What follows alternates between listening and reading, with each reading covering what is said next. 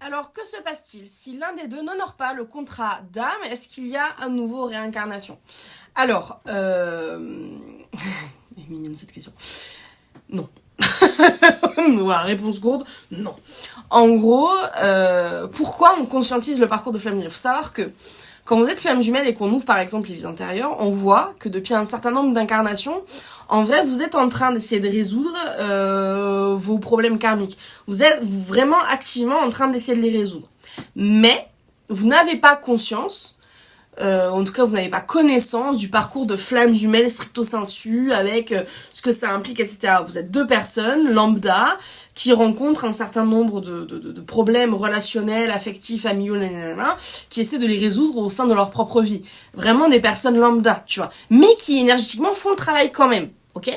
Et quand tu regardes toutes les incarnations les unes après les autres, t'as aussi une vision d'ensemble où tu vois bien qu'il y a des tentatives, tu vois, parce que l'une s'imbrique dans l'autre, etc. Et comme ça, d'une incarnation à une autre, on essaie, tu vois. Et aussi, souvent, sur des parcours en particulier qui sont difficiles, vraiment les dernières incarnations avant l'incarnation actuelle, il y a une forme de panique qui s'installe. Vraiment, c'est des incarnations qui sont en vrai épuisantes. Tout est un rapport de tension parce qu'on essaie dans la panique à base de on n'a plus d'énergie en fait. Donc on essaie des trucs mais on est à sec quoi, donc on n'y arrive pas. Le truc qui fait que aujourd'hui dans l'incarnation, aujourd'hui 2024 que vous êtes en train de vivre, pourquoi vous avez accès aux termes, par exemple flamme jumelle, pourquoi vous comprenez ces implications karmiques, vous comprenez qu'il y a la source qui joue un petit peu des échecs derrière, ce genre de choses, c'est parce que justement, quelque part, la question du contrat d'âme, de la réunion, elle est sur la table et elle est non décidée. Tu vois. Moi, je suis pas du tout d'accord, par exemple, quand on dit que quelque part, cette incarnation-ci, elle est déjà ficelée. À base de la réunion, c'est sûr de sûr, tu vas finir avec telle personne, c'est sûr de sûr, tu vas faire ça, c'est sûr de sûr, ta mission de vie, c'est ça, c'est sûr de sûr. Moi, je suis pas du tout convaincue par ça. Je suis convaincue que vous avez une vraie part de libre arbitre, c'est-à-dire que vos choix, ce que vous allez décider d'implanter dans votre vie, va faire en sorte que ça va aller dans un sens ou dans l'autre. Mais que vous avez un vrai rôle dedans. Parce que je pense, et en tout cas moi c'est ce que je constate quand je fouille vos vies intérieures, c'est qu'à un moment donné, vous avez tous un peu regardé le ciel comme ça, de dire avec votre vie de merde, voilà. Donc c'est un petit peu comme si l'énergie de là-haut, tu vois, vous prenez à base de ah tu dis que je fais du travail de merde parce que c'est pas simple votre truc en fait. Donc ok, donc puisque tu m'insultes, voilà, tu vas venir travailler avec moi. Donc pourquoi vous avez conscience du parcours rêve aujourd'hui que vous êtes en train de triturer des trucs énergétiques, etc.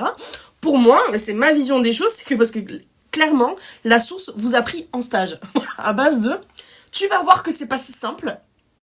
Et tu vas travailler en prenant une chaise à mon bureau, hein, voilà. Et tous ensemble, tu vois, ton chéri, ta chérie, toi et moi, la sauce, c'est comment dire, rôle de composition, hein, ne me faites pas dire ce que j'ai pas dit.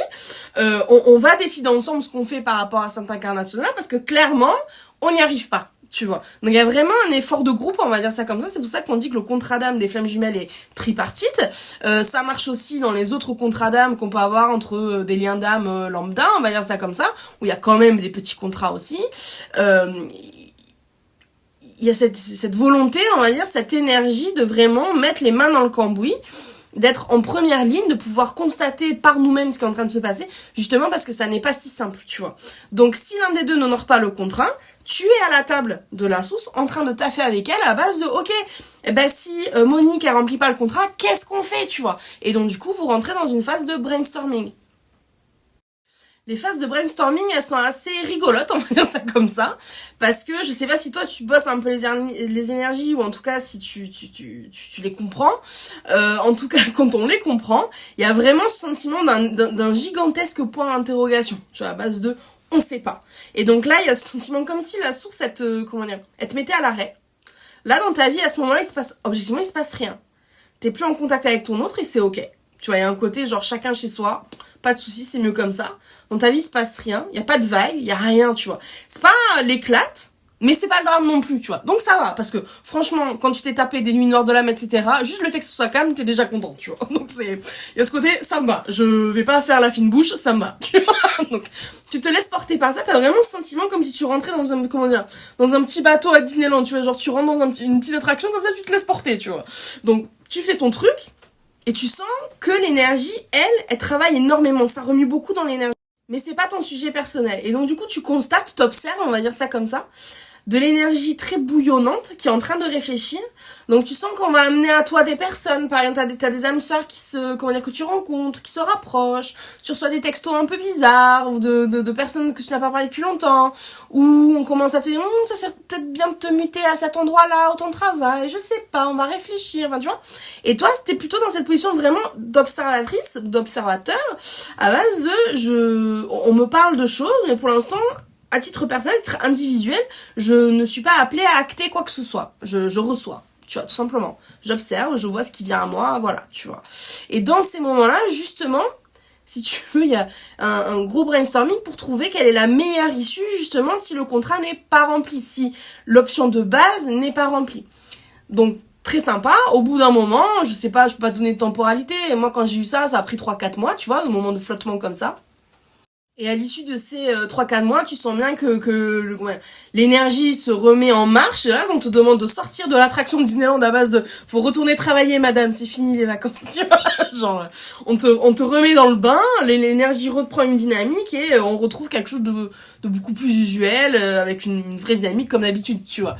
Il y a plus sentiment de gros points d'interrogation comme ça. Et à ce moment-là, t'as des âmes sœurs qui se confirment dans ta vie, il y a des choses professionnellement qui s'ancrent, que ce soit matériellement, tu déménages, machin, je sais pas. Mais il y a des choses qui s'ancrent pour créer le setup, si tu veux, du backup. Je parle beaucoup en Startup Nation, là, tu vois. En gros, on crée l'environnement, justement, du plan de secours si le contrat n'est pas honoré. Voilà, ça c'est assez sympathique et souvent on te donne une petite cerise avec, hein, t'inquiète pas, il y a un truc qui te fait passer la pilule et qui va bien. En général, c'est un petit truc qui flatte ton ego. Genre, vraiment une petite cerise sur le gâteau à la base de bichette, t'as pas eu ton contrat d'âme comme c'était prévu. Ok, c'est pas cool. Donc, ce qu'on va faire, c'est qu'on te propose ça à la place, on te met ça en plus, tu vois. On te donne une petite part gratuite de deux acheter un troisième offert, tu vois. Genre, et là, t'es genre, ça passe, je suis contente, tu vois. Il y a un petit truc comme ça. Donc par exemple dans un partenaire de vie que t'aurais pu imaginer, il y avait, je sais pas, un métier ou quelque chose qu'il fait, une capacité qu'il a vraiment, dont toi tu rêves, dans tes rêves, vraiment un truc qui te fait kiffer, tu vois, un truc que tu trouves sexy et machin, mais qui est pas nécessaire. Il y en a beaucoup par exemple qui rêvent au métier avec des uniformes, ce genre de choses. Bon ben là tu l'as chopé ton pompier quoi, tu vois, un truc comme ça. Donc, petite cerise qui fait zizir, tu vois. Et c'est à ce moment-là que tu comprends que l'énergie, elle a travaillé comme ça. Si t'as ce sentiment dont on t'apporte quelque chose en plus avec une petite cerise, c'est que toi, t'as voulu remplir ton contrat d'âme et c'est ton autre qui a déconné. Bon, voilà. En général, pourquoi on remplit pas le contrat d'âme? C'est parce que on a les pétoches. Dans la grande majorité des cas, c'est le runner qui a les pétoches. S'il ne remplit pas son contrat d'âme, il n'y a pas de foudre karmique qui va lui tomber dessus non plus. Il a le droit d'avoir les pétoches, il a le droit d'être fatigué aussi par son process. Vous voyez le parcours FJ que vous vivez dans cette vie d'avant. En tant qu'énergéticien, on voit les dizaines et les vingtaines et les trentaines de vies avant qui ont émané, enfin qui ont débouté sur cette peur profonde. On peut comprendre, on peut aussi être empathique sur le fait que cette âme, elle en peut plus. Donc à ce moment-là, vraiment, on sort les deux. C'est stricto sensu dans ce moment-là où moi, par exemple, on m'autorise à vous faire des divorces énergétiques à base de le contrat d'âme, il est pas rempli. Il y a quelqu'un qui ne peut pas, c'est pas qu'il ne veut pas, c'est qu'il ne peut pas remplir le contrat d'âme. Faut sortir les deux, faut laisser l'autre aller chercher son pompier, quoi. Et ça nous permet de faire ça.